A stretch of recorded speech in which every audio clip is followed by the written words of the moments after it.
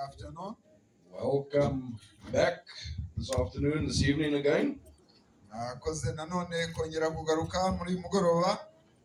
We are very fortunate to have a translator in Pastor Jean-Baptiste for us.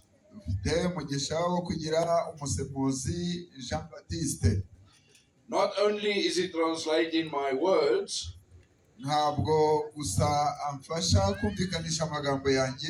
but he has also now translated the presentation.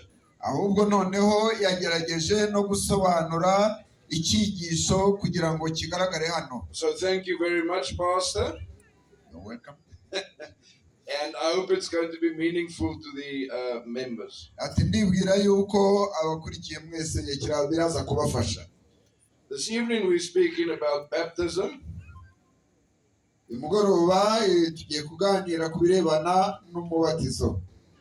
And we start again with a story.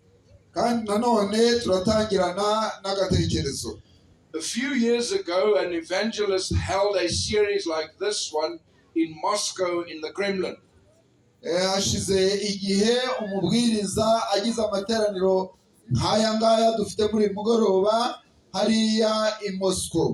After the meeting, he was seated in his office when a young man came in and said he wanted to speak to him.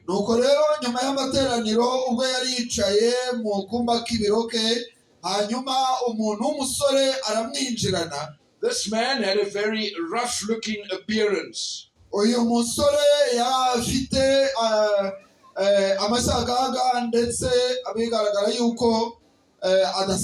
And the evangelist thought he was going to attack him, so he stepped back a bit.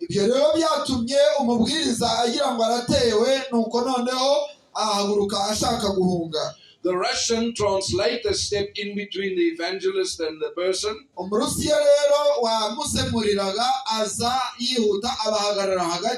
immediately the man began waving his hands and speaking.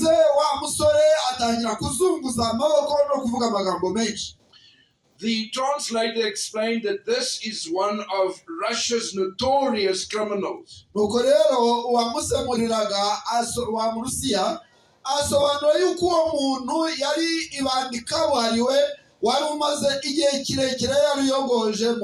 He had been in and out of prison 28 times. And filled with guilt and hopelessness, he longed to find peace.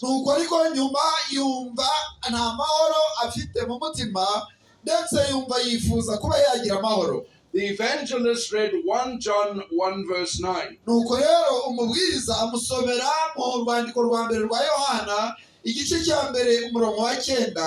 If we confess our sins, He is faithful and just to forgive us our sins. And he told this troubled man the story about the thief on the cross who found forgiveness.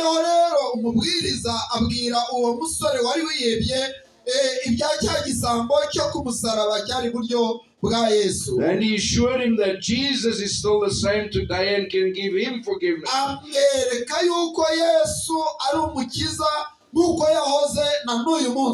He offers deliverance.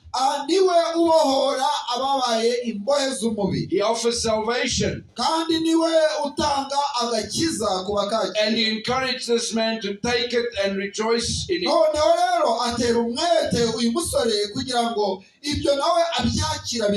With tears running down his face, this guilty young Russian kneeled down and accepted God's forgiveness.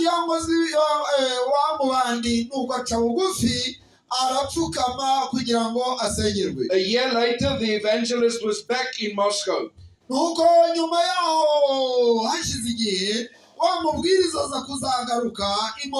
And as he praised God with a group of believers, he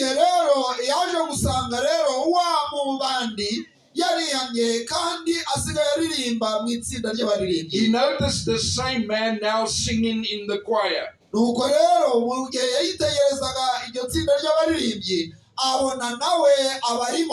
His face was not hard and angry anymore, but it was filled with peace and happiness. For he had accepted Jesus Christ. And the teachings in the Bible had changed his life. He had followed Jesus' example and was baptized.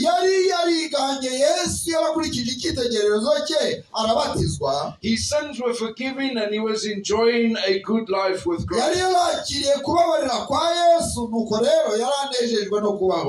Bible baptism is a symbol of God transforming our lives.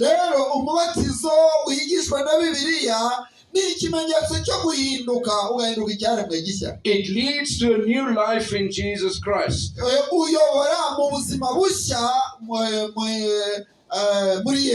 It speaks of a transformed life. One of the most dramatic changes in the Bible is Saul becoming Paul.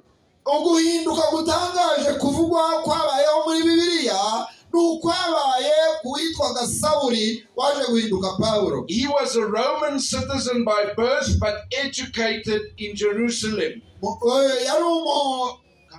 He was born as a Roman citizen but educated amongst the Jews in Jerusalem.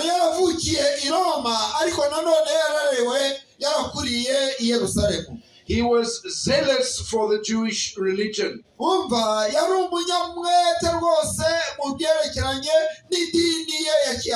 And was recognized as a strong defender of the faith.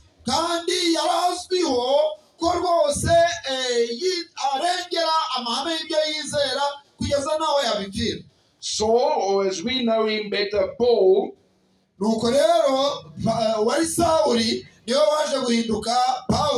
Paul being his Christian name,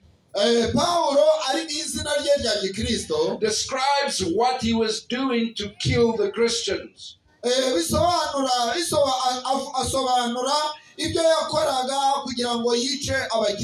He says, I persecuted to death.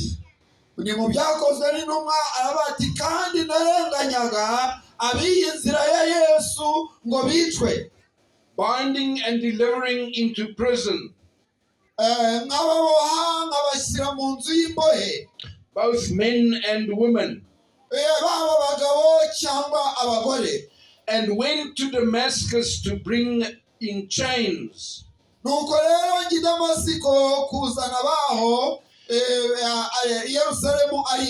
even those who were there to Jerusalem to be punished. Acts chapter 22. And as he was on his way to go and capture Christians in Damascus, a bright light shone from heaven and struck him to the ground.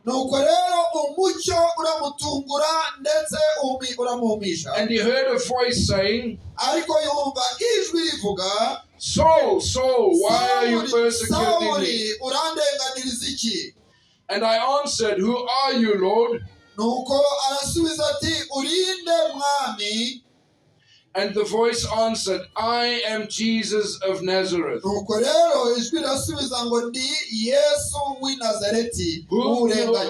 you are persecuting. Unsure of what to do next, he now asked. He was unsure what to do next.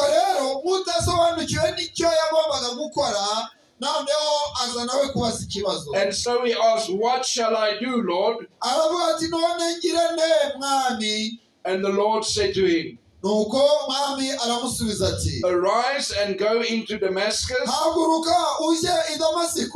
and there you will be told all things which are appointed for you to do. Blinded by this bright light which he had seen, Saul had to be led to a home in Damascus. For 3 days he had time to think about the pain and suffering he had caused. iminsi itatu yose yayimaze yibaza akaga yari yarateje abayoboka inzira ya Gikristo. He thought about his hatred for the people of God. Yatekereje ukuntu yarenganije ubwoko bw'Imana. He thought about what they had claimed, that Jesus was raised from the dead. Yatekereje uko bakomezaga kumuhamiriza yuko ari abigishwa ba Yesu. And these memories brought anguish to his heart as he realized he was wrong. Ibyo rero yakomeje kwibuka no gutekereza byakomerekeje umutima we kuko yasanze yarakoze amahano. He realized how much God loved him even after all the bad things he had done. Ariko nanone abona urukundo Imana ikomeje kumukunda na nyuma yo gukora ayo mahano yose. Very much like the Russian criminal in our story. Mbese bimeze nka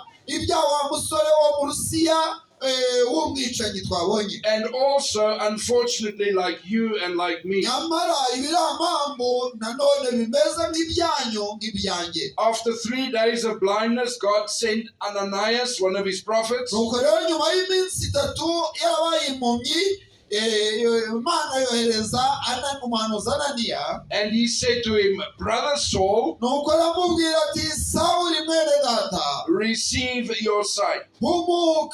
Humuka. And at the same hour I looked up at him. Uwo mwanya ati ndahumuka ndamureba. Then he said to him, nuko rero aramubwira ati aravuga ati the God of our fathers has chosen you, Imana y'abasogokuruza yagutoranije kera, that you may do his will kugira ngo umenye ibyo ishaka, and see the just one, no gukora no kubona wa mukiranutsi, and hear the voice of his mouth. no kumva ijwi riva mu kanwa ke. For you will be his witness to all men. Kuko uzaba umugabo wo guhamiriza abantu bose ibyo wabonye, of what you have seen and heard. ibyo wabonye n'ibyo wumvise. He has a complete change of heart. Rero byazanye impinduka idasanzwe rwose y'umutima we. And in order to close the door of the past and move into his new life, kandi kugira ngo ase n'ukingiranye akahise ke maze atangire ubuzima bushya, Ananias said to Saul, nuko Ananiya abwira Sawuli ati, and why are you waiting? none ni iki kigutinza? Arise and be baptized, haguruka ubatizwe, and wash away your sin, wiyuhagire ibyaha byawe, calling on the name of the Lord. wambaze izina rye. Saul needed to make a new start. Sawuli yamenye yuko agomba gutangira ubuzima bushya. The young Russian criminal had to make a new start. Kandi wa musore w'Umurusiya nawe yari yagombye gutangira ubuzima We bushya. all have to make a new start. Twese biratureba, Imana itegereje ko dutangira ubuzima bushya. Saul had to be washed clean of the terrible things he had done. Sawuli yagombaga kuhagirwaho ubukozi bw'ibibi bwose yakoze yagendeyemo. He needed God's grace and forgiveness. Yarakeneye ubuntu bw'Imana n'imbabazi zayo. God's love had reached him where he was, Kandi urukundo rw'Imana rwamusingiriye aho yarari. but it could not leave him the same way. Nyamara ntabwo rwagombaga kumurekera kubaho nk'uko asanzwe abaho. And being baptized was a doorway into a new life for him. Yagombaga kubatizwa agahinduka icyaremwe gishya. After his baptism, he knew that God had forgiven him. Nyuma rero y'umubatizo we yamenye yuko Imana yamubabariye. And Saul, the persecutor, Nuko Sawuli wa wundi urenganya abandi became Paul, the evangelist for Jesus. ahindukamo Pawulo umuvugabutumwa w'agahozo. Have you ever wished that you can start over again? Waba warigeze mu buzima bwawe no mu bwenge bwawe kwifuza kongera gutangira bundi And bushya, that all the mistakes of your past can be washed away? maze ukifuza yuko amakosa yose wakoze mu buzima bwawe yahanagurwa? God knew we needed such an experience, Imana yari izi yuko ikintu nk'icyo tuzagikenera. and so he gave us a baptism as a symbol of a new start. Nuko rero yaduhaye impano y'umubatizo kugira ngo natwe tubashe kugira igihe cyo gutangira bundi bushya. Christian baptism starts in John the Baptist. Umubatizo wa Gikristo utangirana na Yohana Umubatiza. He was Jesus' cousin but also a vigorous prophet. Yari umubyara wa Yesu ariko nanone yari n'integuza ye. Who appeared in the wilderness of Judah preaching the gospel. Yaje kubonekera mu butayu bwa Yudaya abwiriza ubutumwa bwiza. And the roads leading to the Jordan River were crowded with people wanting to hear his message. Aho ngaho ku ruzi rwa Yorodani abantu benshi niyo bamusanga kugira ngo babatizwe. Matthew 3 says, then Jerusalem, all Judea, muri Matayo 3:5-6 dusoma ngo maze ab'i Yerusalemu n'ab'i Yudaya yose and all the region around Jordan went out to him. no mu bihugu byose giteganye na Yorodani bose barahaguruka bajya aho ari, and were baptized by him in the Jordan, nuko ababatiza mu ruzi rwa Yorodani confessing their sin. bavuga ibyaha bakoze. Meanwhile, in Nazareth, Jesus closed the door to his carpenter's shop. nuko niyo muri Nazareti Yesu nawe abafunze ibarizo rye. He greeted his mother and he walked with the rest of the crowds to Jordan. nuko rero asezera kuri nyina aboneza inzira imwerekeza kuri Yorodani. And when John saw him, he recognized him and he stopped preaching. ariko igihe Yohana yamurabukwaga yaba yahagaritse kwigisha, Pointing to Jesus, he said in John 1:29, maze ayerekana Yesu avuga amagambo dusoma muri Yohana igice cya 1:29. behold the Lamb of God who takes away the sin of the world. umwana w'intama ukuraho ibyaha by'abari mu isi. John recognized Jesus as the true Lamb Yohana yamenye ko Yesu ari we ntama w'Imana w'ukuri who was to die for the sin of the world. wagombaga gupfira ibyaha ku musaraba. And when Jesus asked John to baptize him, he hesitated. igihe rero Yesu yasabaga Yohana kumubatiza, Yohana yabishidikanyije. He said, no, I need to be baptized by you. nuko aravuga ati ko ari njyewe wari ukwiriye kubatizwa nawe. But Jesus insisted, ariko Yesu arakomeza aramusaba atitiriza. permit it to be so now. atemera ubikore, For thus it is fitting for us to fulfill all righteousness. kuko ari byo bidukwiriye ngo dusoze gukiranuka kose.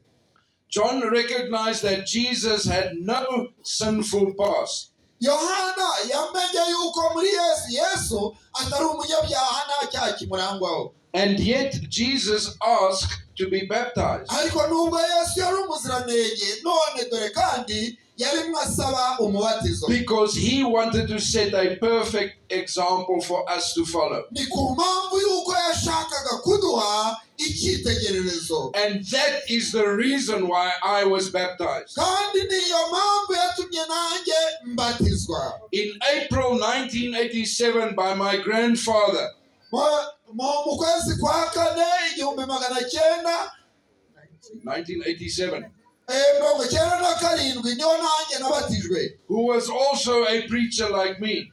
hari umubwiriza wari umeze nkanjye. And I did it because I wanted to follow the example of Jesus. umubwiriza wari umeze nkanjye yaramamagaye ndabatizwa kubera yuko nanjye nashakaga gukurikiza urugero rwa Yesu. I keep the Sabbath because Jesus kept the Sabbath. nta yindi mpamvu ituma duhuka isabato nuko ariyo na Yesu nawe yaruhutse. I believe that when you die, you sleep because Jesus explained it that way. nizera yuko iyo umuntu apfuye aba asinziriye gusa mu gituro kubera yuko ariko Yesu yabyigishije. Whatever we do or believe must be found in following icyo Jesus. twizera cyose tugenderamo cyose twagombye kureba yuko dukurikiza urugero Yesu yaduhaye cyangwa icyo yatwigishije. Because that is what it means to be a Christian. Merega kandi icyo bundi busobanuro ubwo busobanuro kuba umukristo. It is a person who is following Christ. n'umuntu wiyemeje gukurikira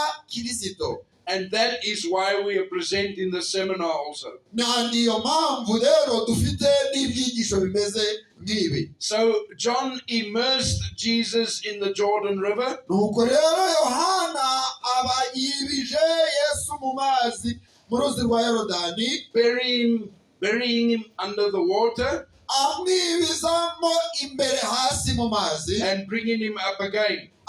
kandi arongera amuzamuramo. Then we read when he was baptized. Nuko rero dusoma ngo Yesu amaze kubatizwa, Jesus came up immediately from the water. Yesu amaze kuva ako kanya mu mazi, and behold, the heavens were opened. Kandi ijuru riramukingukira. And he saw the Spirit of God descending like a dove and alighting upon him. Nuko abona umwuka w'Imana amanuka asa n'inuma amujyaho.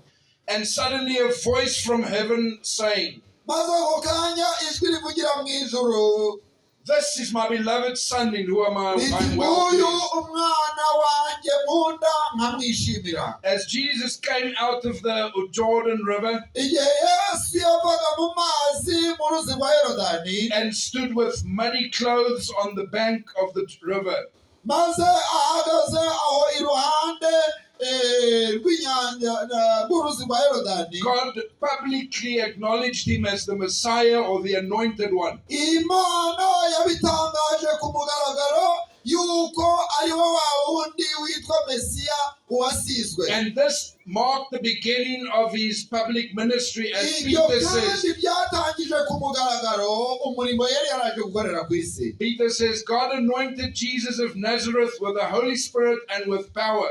Ijambo ry'Imana rivuga ngo nuko rero umwuka w'Imana aza kuri Yesu amwereza gukora umurimo we i Nazareti. And he went around doing good and healing all who were oppressed by the devil, for God was with him. Dusoma rero ngo akagenda agira abantu neza, agakiza abo Satani atwaza igitugu, kuko Imana yari iri kumwe nawe. Baptism became a practice of following Jesus. Kuva icyo gihe rero umubatizo wabaye ikimenyetso cy'uwo ari we wese akora igihe yiyemeje gukurikira Yesu. Jesus himself did never baptize. Yesu ubundi ntabwo nawe ubwe ntiyari akeneye kubatizwa. His disciples did, as we read in John 4. Ntabwo Yesu nawe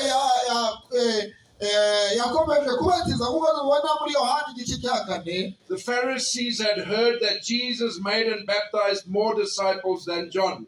Abafarisayo bumvise yuko yigisha kandi abatiza benshi arusha Yohana. Though Jesus himself did not baptize, but his disciples. Icyakora Yesu ubwe si we wabatizaga, ahubwo ni abigishwa be. And even after Jesus' earthly ministry came to an end, Ndetse n'igihe umurimo Yesu yaje gukorera ku isi yari awushoje, he still expected his followers to continue baptizing. we n'ubundi yari yiteze yuko bazamukurikira bose n'ubundi bazaca muri urwo rugi rw'umubatizo. Matthew records the last instructions from Jesus to his disciples before going to heaven. Matayo atubwira iby'itegeko Yesu yahaye abigishwa be mbere yuko asubira mu ijuru. And he says, go therefore and make disciples of all nations. Ni Matayo 28 igice cya umurongo wa 19 ati nuko mugende muhindura abantu bo mu mahanga yose abigishwa, Baptize in the name of the Father, the Son, and the Holy Spirit, mubabatiza mu izina rya Data wa twese n'Umwana n'Umwuka wera, and teaching them to observe all things that I have commanded you. mubigisha kwitondera ibyo nababwiye byose. And lo, I am with you always, even to the end of the age. Kandi dore ndi kumwe namwe kugeza ku mperuka y'isi. Amen. Amen. This will also be the verse that we will be discussing on Sabbath morning at 11 o'clock. Iri somo tuzarigarukaho ku isabato mu gitondo, ndibwira ko muzamuhari. Please do not miss it. Please come listen to this presentation. Nyabuna icyo kigwa nacyo cyo ku isabato muri gahunda ya mu gitondo ntikizabatakobwe. The New Testament obediently followed this instruction of Jesus. Isezerano rishya ryose risubiye rikomeza iri tegeko ry'umwami wacu. And sometimes even thousands were baptized in a day. Ndetse kenshi abantu ibihumbi n'ibihumbi bagiye babatizwa mu munsi umwe. But what manner of baptism did Jesus' followers use after he went to heaven? In what manner did Jesus' followers baptize after he went to heaven? Ariko ikibazo ni iki, gihe Yesu yari amaze gusubira mu ijuru, abigishwa be basigaye babatiza uwuhe mubatizo? They followed his example because they were his disciples. Bakurikije urugero rwe kubera yuko bari abigishwa be. One of Jesus' followers, Paul, says the following in the book of Ephesians. Umwe mu bayoboke ba Yesu Pawulo avuga mu Efeso igice cya 4:5. One Lord, one faith, one baptism. Ati hariho umwami ubwe no kwizera kumwe ndetse n'umubatizo umwe. There is only one way in which we can be baptized. Hari uburyo bumwe gusa bwemewe bwo kubatizamo. The only record of a baptism after the cross is found in Acts chapter 8. Umwe mu mubatizo uvugwa nyuma y'igihe Yesu yari yasubiye mu ijuru uboneka mu byakozwe n'intumwa igice cya 8 umurongo 33 There are others that is mentioned, but this one has a lot of details in. Yego hari indi myinshi ivugwa muri Bibilia ariko uyu nguyu wo urasobanuwe cyane. And it was conducted by Philip the evangelist. Kandi wari wakozwe n'umubwirizabutumwa witwa Filipo. He was walking down the dusty road to Gaza. Yararimo agenda mu nzira imwerekeza i Gaza. When he saw an African, an Ethiopian, the treasurer of the Queen of Candace. Nuko aza kubona umunyafurika wo muri Ethiopia kandi wo mubitsi w'ubwami bwo muri Ethiopia. He was in charge of all her treasure. Niwe wari ushinzwe umutungo wose w'ibwamikazi. He had come to Jerusalem to worship. Nyamara yaraje i Yerusalemu kuramya. And now he was heading back to Jerusalem. Rero yari mu nzira imusubiza iwabo. And he was busy reading a Bible verse while he was traveling. Yarahuze asoma ubwo yari mu rugendo ataha. Philip ran to him and asked. Philip ran up to him and asked. Aramubaza. Do you understand what you are reading? And he answered, how can I unless someone guides me? Aramubaza ati mbese usobanukiwe n'ibyo usoma? Undi nawe ati nabibasha nte nabonye unsobanurira. And so he invited Philip to join him on his chariot. Yatumye rero ararika Filipo kwinjira mu igare kugira ngo amusobanurire. And he was reading from Isaiah 53, a portion about Jesus. Kandi aho yasomaga ni muri Yesaya 53 umugabane uvuga ibya Mesiya Yesu. And he invited Philip to help him to understand this. Nuko rero asaba Filipo kumufasha gusobanukirwa n'ibyo asoma. The Bible says then Philip opened his mouth and beginning at the scripture preached Jesus to him. Bibiliya ivuga ngo Filipo aterura amagambo ahera kuri ibyo byanditswe amubwira ubutumwa bwiza bwa Yesu. What a wonderful Bible study that must be at the back of the chariot. Not only did Philip tell him about Jesus, but he explained the importance of baptism. And when they came to a pool of water, the Ethiopian said to Philip,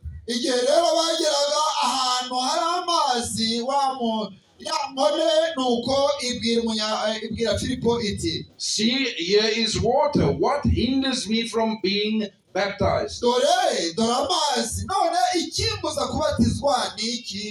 Then Philip said, if you believe with all your heart, you may.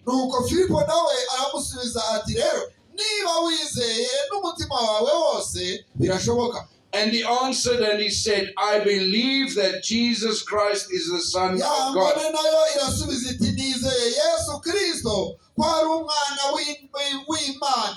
And so he commanded the chariot to stand still.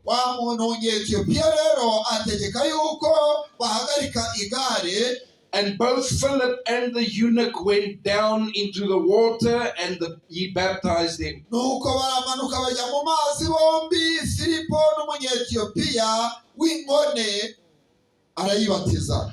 Notice they went down into the water. ndagira ngo ikintu kirebeho neza, bombi bamanukanye mu mazi. And Philip immersed him under the water, just like John had done with Jesus. kandi Filipo amwiriza mu mazi mbese nk'uko Yohana yari yarabigenje kuri Yesu. Now when they came up out of the water, the Spirit of the Lord took Philip away, and he went on his way rejoicing. bavuye rero mu mazi, umwuka w'Imana ajyana Filipo, nuko yankoni ikomeza kugenda inezerewe. This is what happens when we accept Jesus and we are baptized. nuko bikugendekera iyo wemeye Kristo kandi ukemera no kujya mu mazi ukabatizwa. There is rejoicing in our hearts. hari umunezero wuzura ubusa mu mutima wawe. The early Christians only used immersion to baptize, placing people under the water. dusanga yuko abakristo ba mbere ba kera babatizaga gusa mu mubatizo wo kwibiza mu mazi menshi. And the church only baptized that way for the next 1,300 years. ndetse kugeza mu myaka 1,300 isaga bigeze na 13 abakristo amatora ya gikristo yabatizaga atyo mu mazi menshi. Here is a picture of a church in Philippi. aha hari ifoto y'itorero muri Filipi. And as you can see in the front of the church, there is a baptismal font there. kandi mwitegereje neza imbere y'ahariya y'urusengero hari aho babatiriza.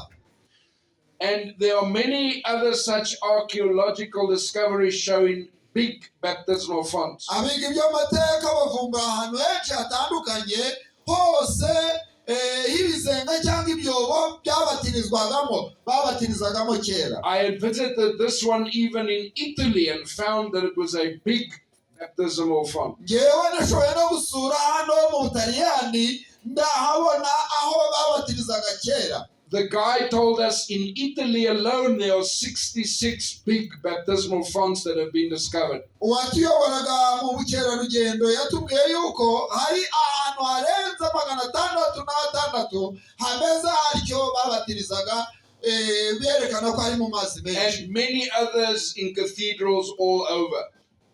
ndetse no muri za katedrali zindi zitandukanye, usibye naho mu Butaliyani gusa naho bigaragara bityo.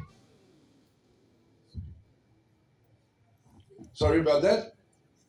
So how did it happen that people started baptizing babies? none ikibazo cyabiki rero kubatiza abana byaje kuza bite? As well as other forms such as not immersing once but 3 or 7 times in some ndetse places. n'ubundi bwoko bw'imibatizo bwaje kuza butari bwa bundi bwo kwibiza mu mazi bwo bwaje gute? Cardinal Gibbons, a well-known historian, writes the following.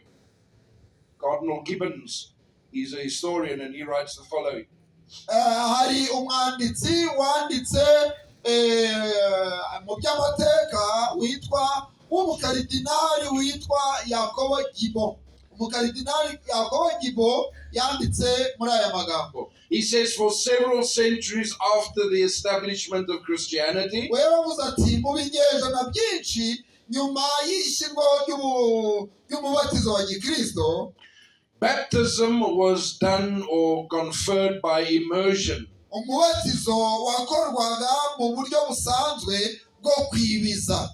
But since the 12th century, the practice of baptizing by infusion had prevailed in the Catholic Church. ariko kuva mu kinyejana cya 12 kubatiza baminjagira amazi byaje guhabwa intebe mu itorero gatolika.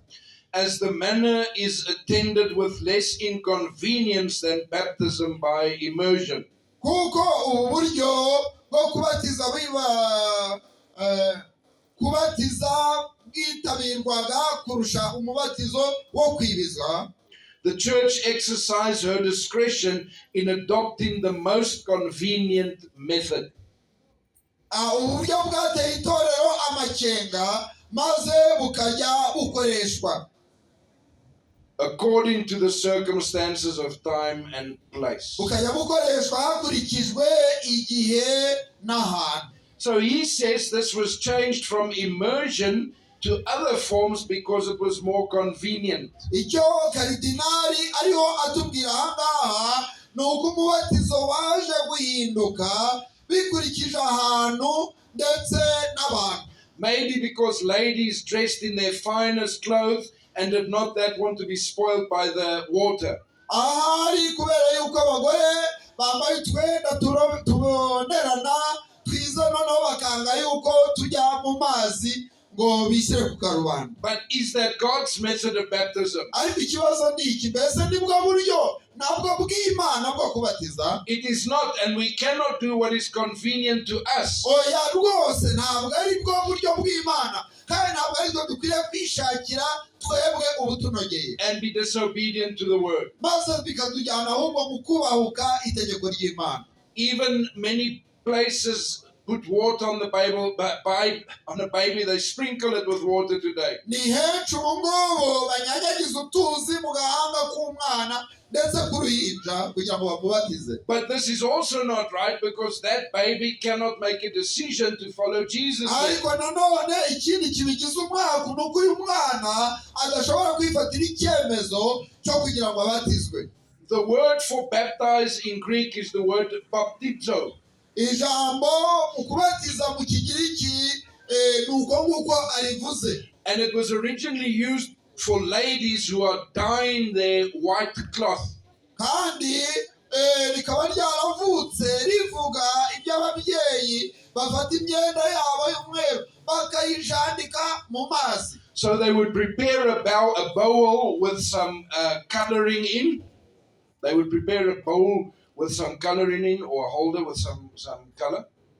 maze bakaba bategura nk'ikibase kinini bagashyiramo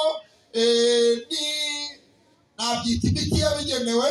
And then they would bring the white cloth and put it in this coloring of the water. noneho bakaza kuzana ya myenda yabo y'umweru bakayijandikamo hasi muri ayo mazi. And that act of putting that into the water is the word baptizo. ubwo buryo rero bwo gufata umwenda bakawirengezaho amazi bakawujandikamo nibwo bwitwa batizo. They were baptizing that cloth in the water. mu kinyarwanda cyacu ubundi ni ukwinika, ni uko bakinika aho mu mazi. So that when they took it out, it was completely a different color. aho bazaga kuyivanamo nuko yabaga rwose yahinduye ibara. This was the only method used by Jesus and his disciples. nubwo buryo bwonyine Yesu yakoresheje ndetse n'abigishwa be. And it is a representation of Jesus' death, burial, and resurrection. ikindi umubatizo wo kwibiza mu mazi usobanuye nanone uhagarariye urupfu rwa Yesu. Just as Jesus died for our sins, we died to our sins as well. nuko Yesu yapfiriye ibyaha byacu natwe duhamagarirwa gupfa ku byaha byacu. In the same way that Jesus was buried in the tomb on Sabbath, we bury our old life in the baptism. nuko Yesu yahambwe agasibira mu gituro ku munsi w'isabato, niko natwe ibyaha byacu natwe tubihamba iyo hasi. And in the same way that Jesus was resurrected from the grave, we stand up out of the baptismal font into a new life. nuko rero iyo tuva mu mazi natwe duhagarara nk'uko Kristo nawe yazutse akava mu gituro. He writes, or do you not know that as many of us were baptized into Christ Jesus, were baptized into his death? Pawulo we mu Baroma igice cya 6 umurongo wa 3 n'uwa 4 ati ntimuzi yuko twese ababatirijwe muri Yesu Kristo twabatirijwe mu rupfu rwe.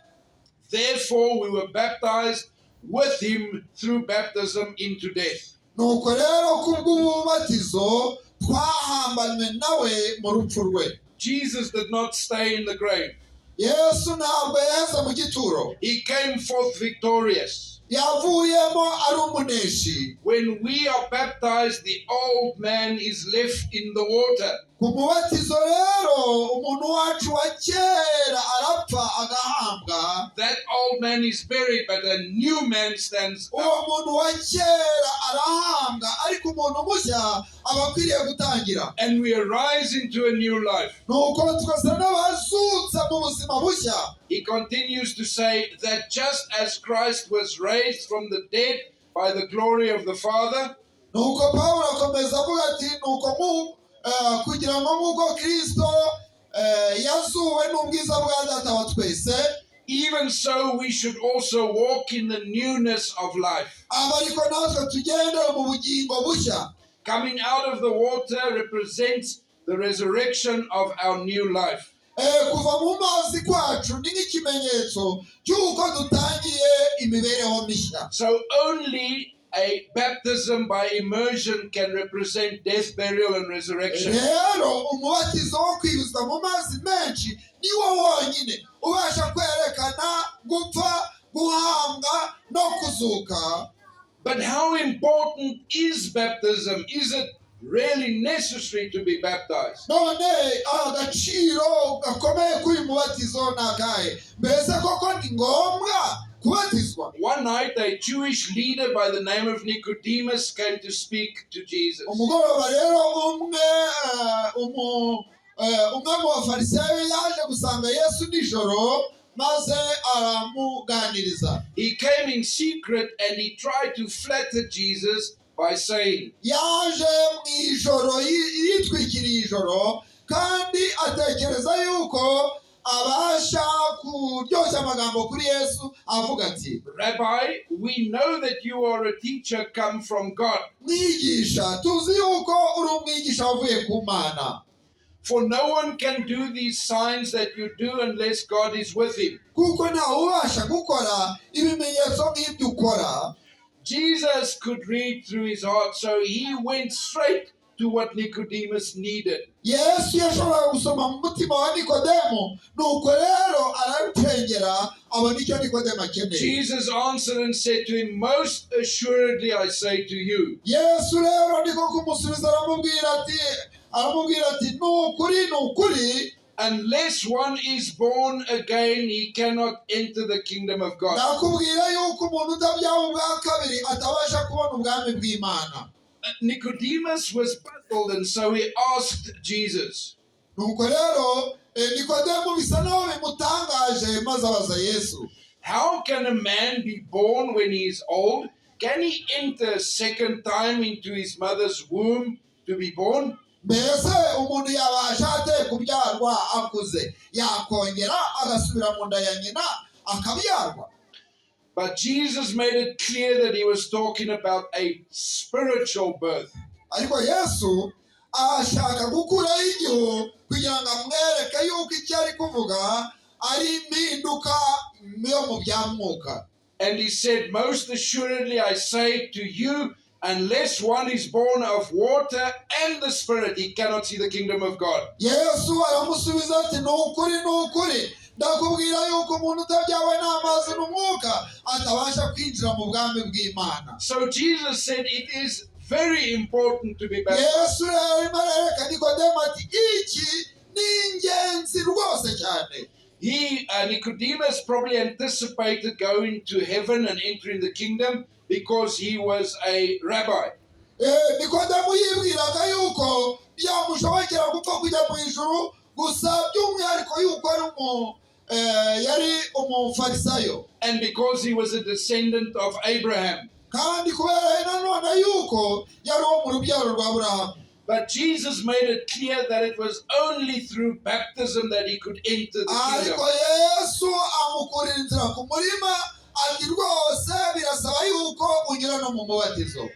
He also said the same thing to the disciples in Mark 16:16. kandi ibyo yabibwiye n'abigishwa be bandi muri Matayo 16 umurongo wa 16. He who believes and is baptized will be saved. aho yababwiye ati uwizera akabatizwa azakizwa. And so the first step is believing that Jesus is the Savior. bivuze rero yuko intambwe ya mbere ari ukwizera Yesu nk'umukiza wawe. When asked to be baptized, Philip told the Ethiopian the same thing. igihe uyangwane yabazaga Filipo kubatizwa nayo yamubwiye ibisa nk'ibyo. If you believe with all your heart, you may. Niba wizeye n'umutima wawe wose, nicyo yamubwiye, niba wizeye n'umutima wawe wose ubu birashoboka. But Jesus gave a second requirement other than belief to his disciples. Ariko usibye kwizera hari ikindi Yesu yavuze cya kabiri. Go therefore and make disciples of all nations, baptizing them. Muri Matayo 28:19 ngo nuko mugenda muhindura abantu bo mu mahanga yose abigishwa mubabatiza. So not only is it faith, but you must also be a disciple. Murebe neza yuko atari ukwizera gusa, ahubwo ugomba kuba n'umwigishwa. And Jesus said that the person baptized should be taught to observe all things that I have commanded you. Yesu aravuga ati umuntu kugira ngo abatizwe akwiriye kubanza akiga akigishwa. In other words, someone wishing to be baptized must understand Jesus' teachings and accept them. Mu yandi magambo, umuntu ushaka kubatizwa bigomba kuba bikomotse yuko yize akumva ubushake bwa Yesu. Sabbath, in this church, there's going to be a baptism. Ku isabato muri urusengero hano hazaba umubatizo. And the people being baptized are well prepared and understand what God wants from them. Kandi abantu bazabatizwa barimo barategurwa bigishwa n'ubu turi kwiga. But it is also committing our life to Christ. Kandi ariko noneho ni no kwegurira ubuzima bwacu Kristo. To live the way Jesus wants.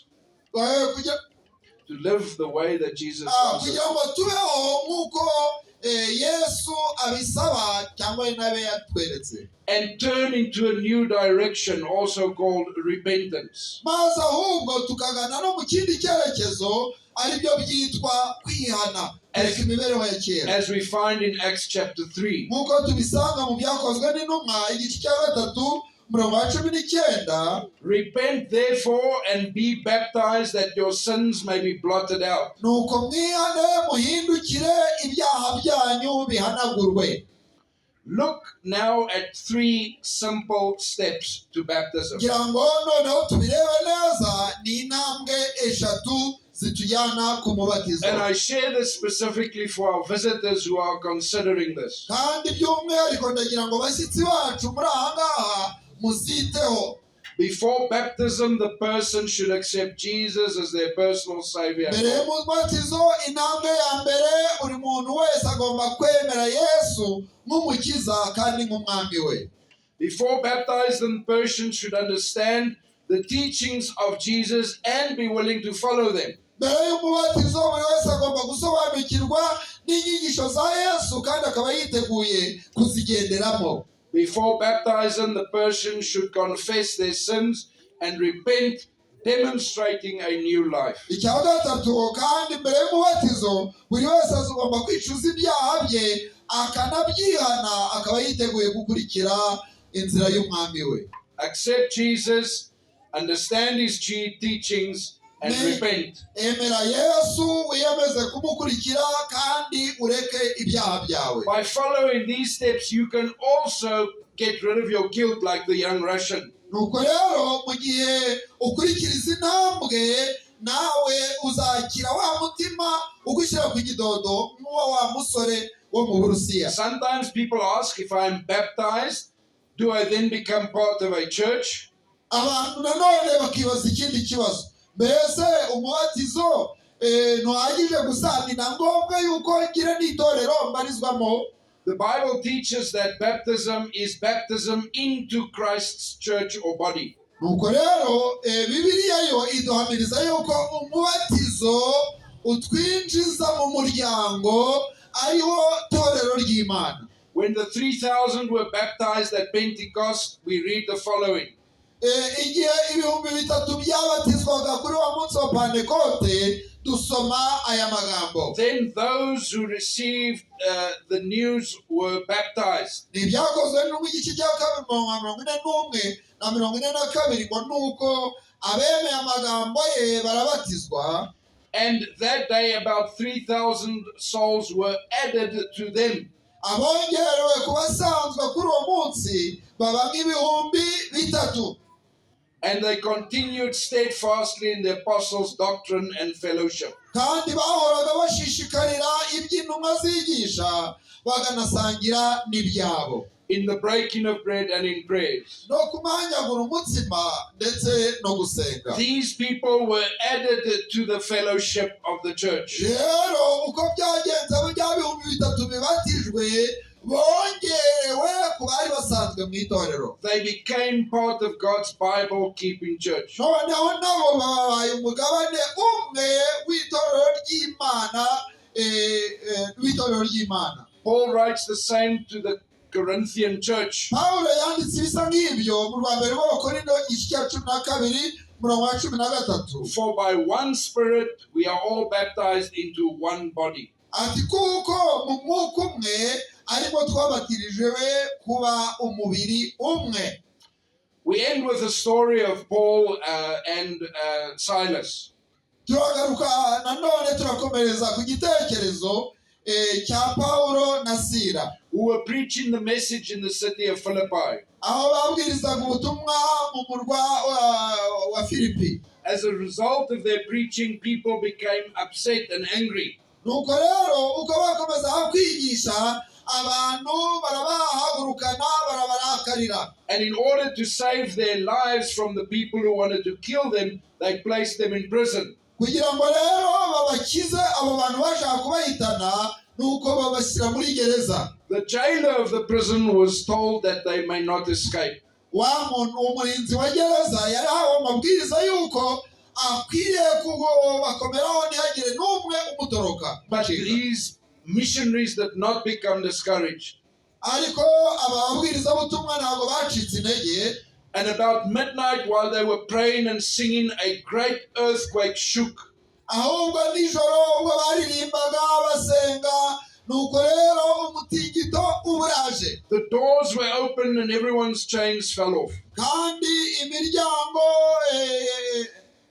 irakinguka. The prison keeper assumed that everyone had now escaped and that he would be in trouble. Imiryango irakinguka n'iminyururu ibavaho, noneho umurinzi wa gereza yibwira yuko batorotse bamucitse. And he took his sword to take his own life. Afata inkota ye yiteguye kwiyahura. But Paul called with a loud voice and said, Ariko Pawulo avuga n'ijwi rirenga ati, do not harm yourself, for we are all here. Wikwigirira nabi twese turi hano. He ran and got a light and he returned to their cell. He ran and got a light and returned to their prison cell. Nuko rero aracana asanga bazamfungwa. And he brought them out and said, sirs, what must I do to be saved? Maze arabasohokana arababaza ati, batware mwiriye gukora nte kugira ngo nanjye ngire. And so the apostles answered, Nuko intumwa ziramusubiza ziti, believe in the Lord Jesus Christ and you will be saved, you and your household. Izere umwami Yesu urakira ubwawe n'abo mu rugo rwawe. The jailer took Paul and Silas to his house and cleaned them. Nuko mu gicuku cy'iryo joro arabajyana abuhagira inguma. It says, and he took them the same hour of the night and washed their wounds. Bivuga ngo mu gicuku cy'iryo joro arabajyana abuhagira inguma. And immediately him and all his family were baptized. Kandi uwo mwanya ari n'umuryango we barabatizwa. The jailer did not delay. Ntabwo uyu mucungagereza yatinze. When he recognized the need to be baptized, he was baptized. Akimara kumenya icyo akeneye ko ari umubatizo, ntabwo yabiragirije ahubwo yafashe icyemezo. Tonight God is calling you to commit your life to Him. Imana iraguhamagara. He's asking you to demonstrate your love for Him by being baptized. Imana ifite amatsiko yo kureba kuyereka urukundo rwawe uyikunda. He wants your heart to be touched by His goodness and love. Arashaka yuko umutima wawe ucengerwa n'urukundo rwe n'impuhwe ze. He wants you to be baptized into God's commandment-keeping church. Kandi arashaka yuko ubatizwa ukiyongera kw'itorero rye rikomeza amategeko yose y'Imana. And therefore the same invitation of Ananias comes to you this evening. Nuko rero irarika rya Ananiya ryageze kuri Pawulo, nawe uyu mugoroba rirakugeraho n'iryawe. Why are you waiting? None ikigutinza ni iki? What is your excuse? Ni iyihe mpamvu wowe n'urwitwazo utanga? Arise and be baptized and wash away your sin. Haguruka ubatizwe wiyuhagire ibyaha byawe. Once again this evening, I would like to ask you to make a decision. Uyu mugoroba rero ndagira ngo ndongere kugusaba ufate icyemezo naguka. To the one who gave everything to you. Kandi ugifatire wa wundi wamuhaye ibyose utaragize icyo yigomwa. The first decision is, if this lecture or presentation on baptism is clear to you this evening. Icyemezo cy'uwari wese uranga muri mugoroba cya mbere cyafatwa. Mbese ibi birasobanutse, iri somo ry'umugoroba rirasobanutse kuri wowe? If you understand that the Bible says you must be immersed like Jesus, niba usobanukiwe neza yuko mu buryo Bibilia yemera umubatizo nyawo ari ukwinizwa mu mazi menshi, then I want you to just raise your hand to acknowledge that. Nakwifuza yuko uri hose nabona ikiganza cyawe gishyizwe hejuru. Praise the Lord for understanding this. Imana ishimirwe yuko byasobanutse kuri mwese. But the second call is especially for our visitors. Ariko noneho ihamagara rya kabiri rirareba by'umwihariko abashyitsi bacu. Some of you have already made a decision to follow Jesus. Hari benshi muri mwebwe mwaba mwari n'ubundi mwarafashe icyemezo cyo gukurikira Yesu. This evening I'm pleading with you to put a final seal onto that decision. Uyu mugoroba rero ndagira ngo noneho bwa nyuma usa naho ushyira sinyatire yawe kukwemerera Yesu uyu muhamagaro. By saying, I have never been baptized before. Maze noneho ukabwira Yesu ukavuga ati, umva ntabwo nari narabatijwe umubatizo nyawo mbere. But I wish to prepare for baptism in the future. Ariko nakwifuza kwitegura noneho umubatizo.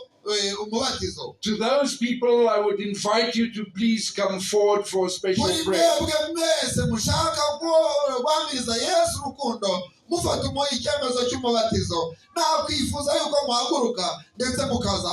Is there anyone who wants to be baptized?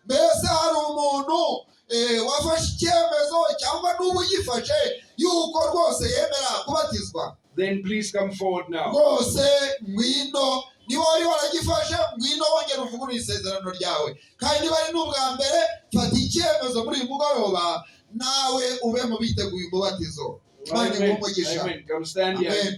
As the Spirit is speaking to you, if there are others, I invite you to come forward now. Uko umwuka w'Imana avugira mu mutima wawe ndabona ko akurarika, nyabuna nawe tambuka uzana imbere. Maybe you are struggling with your heart. Should I do this or should I not? Ushobora kuba uri kurwana n'umutima wawe, ese mpaguruke, ese mbikore cyangwa ne kubikora. Please come forward and listen to the voice of God's Spirit. Amen for those coming forward. Praise the Lord. As we give more time for people to come forward,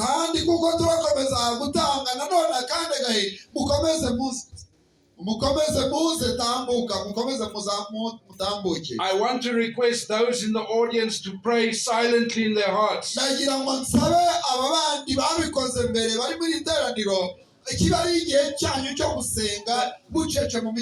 That the Spirit will now speak to those who are still wondering if they should do it.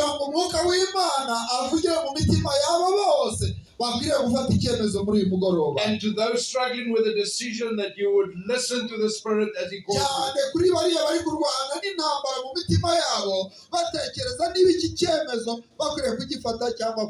The group is growing in front here, for which we praise the Lord.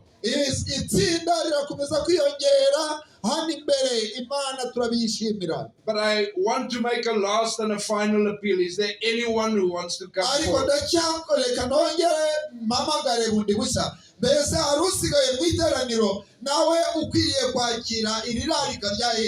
this might be the last opportunity in your life to do so. uzi ko ubasha gusanga aya ari amahirwe ya nyuma mu buzima bwawe. Please come forward now. Nyabuna tera intambwe uzane imbere.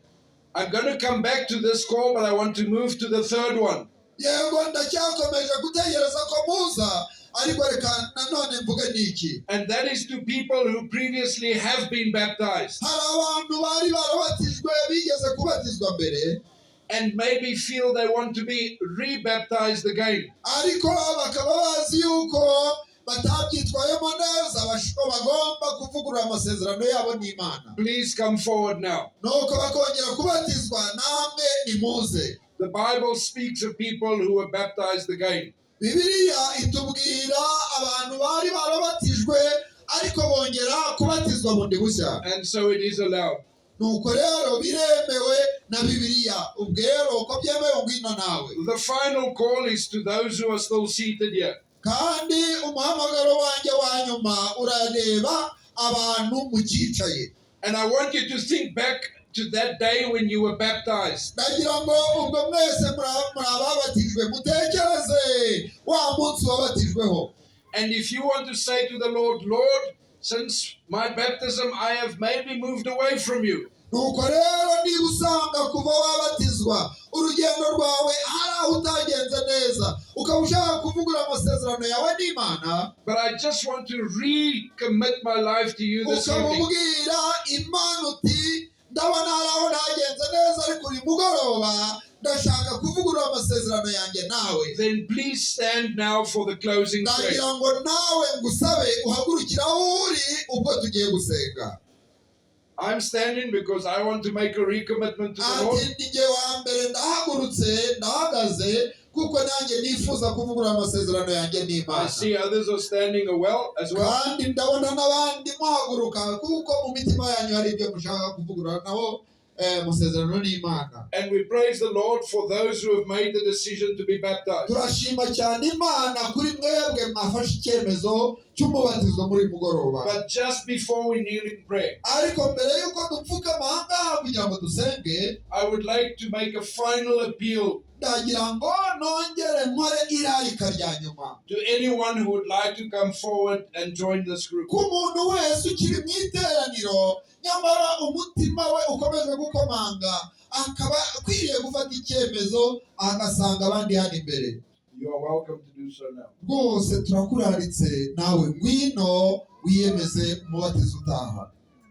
Ngwino Imana iguhe umugisha barimo baraza. Amen. Amen, amen. Ngwino komeza uze nawe, ntukwiriye gusigara. Niba ari ikintu gikomera ni ugufata icyemezo, ariko niba ari ikintu kiriza umuntu ni ukwicuza hanyuma igihe amahirwe yagucitse. Komeza nawe utambike uze, uyu ni umwanya wawe. Ngwino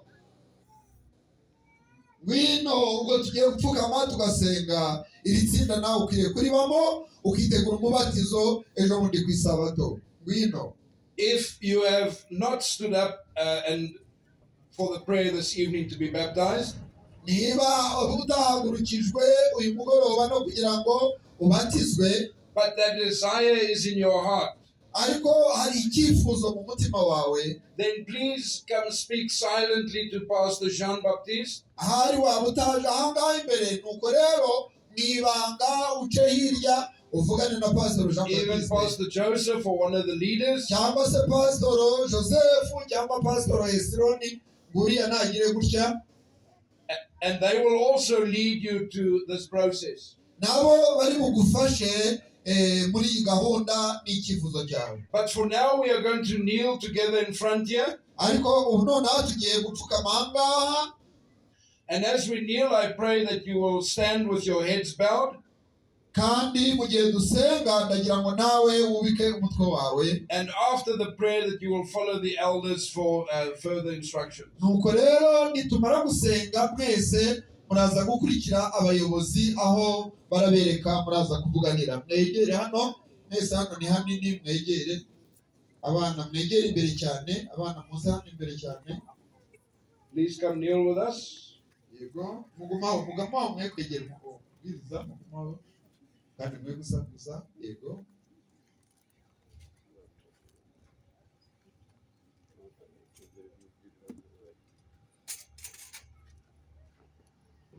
Our Father which art in heaven, data wa twese uri mu ijuru, we thank you for a few moments of silence before this prayer. turagushimira cyane aka kanya ko gutuza dufashe turi imbere yawe. Moments in which we can contemplate your grace and your goodness.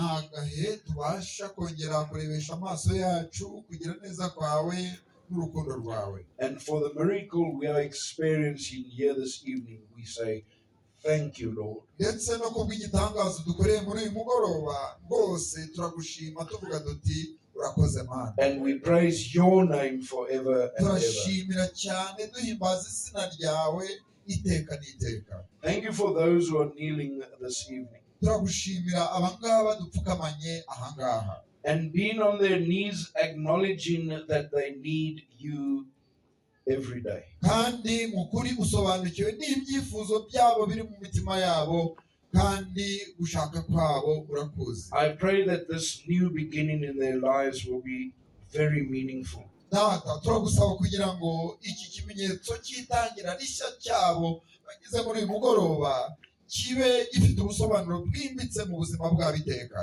Lord, and I pray that soon they will also follow you through the baptism. Maze bidatinze bazagere ikirenge mu cya Yesu ubwo bazaba binjira mu mubatizo. I commit them before you this evening. Turabakuragije rwose muri uyu mugoroba. And I pray that you would keep them strong, Kandi turagusaba kugira ngo bambike imbaraga. that nothing will discourage them from this decision, He kugira icyo ari cyo cyose cyabasha kurogoya umugambi bafashe. and that tonight they will realize that this decision will eventually lead them to heaven. Kandi turatekereza yuko iki cyemezo bafashe muri uyu mugoroba ari kibayobora mu bwami bwawe. I pray for those who are standing to make a recommitment. Turanasabira n'abariya nanone bahagaze kugira ngo bavugurure amasezerano yabo nawe. Lord, also please accept this commitment Nyabona wakire ubwo kwitanga. and save us all through the blood of Kandi Jesus Christ. twese udukirize mu maraso y'umwami Yesu. We thank you, Lord, and we love you with all our hearts. Data turagushima kandi turagukunda n'imitima yacu yose. And we pray it this evening in Jesus' name. Gusenga kwacu ni mu izina rya Yesu. Amen. Amen.